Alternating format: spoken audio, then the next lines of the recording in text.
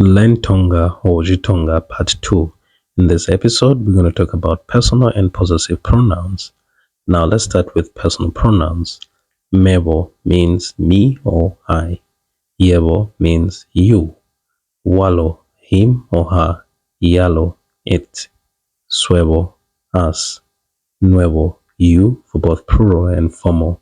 Valo, them for both plural and formal. Now let us look at some examples. Mebo ndikhala Northmead. I stay or live in Northmead, or you can just say ndikhala Northmead, which is short.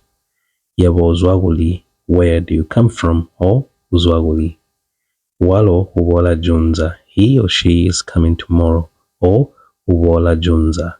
Swebo twagatala, us we are tired, or twagatala. Nuevo amebo, you and me for both plural and formal. Valo valalia, them are eating for both plural and formal, or you can just say valalia. Now let's move to possessive pronouns. Yangu means mine. Iago, yours. Iawe, his, hers, or its. Iesu, ours. Ienu, yours for both plural and formal. Iabo, theirs for both plural and formal. Examples. Inchinga yangu, my bicycle. Mali yago, your money. Nganda yagwe, his or her house. TV yesu, our TV. TV yenu, your television, for both plural and formal. TV yabo, their television, for both plural and formal. Sometimes possessive pronouns tends to rhyme with nouns. For example, Jintu jangu or Jintu jagwe, meaning my thing or his or her thing. In this case, jangu and jagwe are derived from yangu and yagwe. So in this case, they rhyme with Jintu, Jintu, jangu, Jintu, jagwe.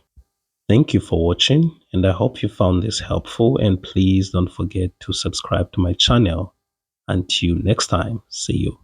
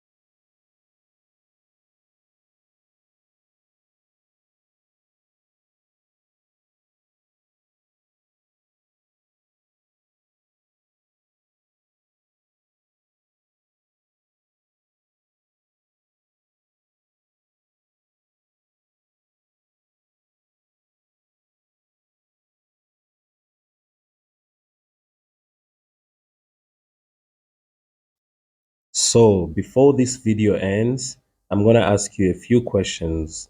Number 1, ndiweni hinayago. Number 2, ulamiaga hyongaye. Number 3, ukalaguli.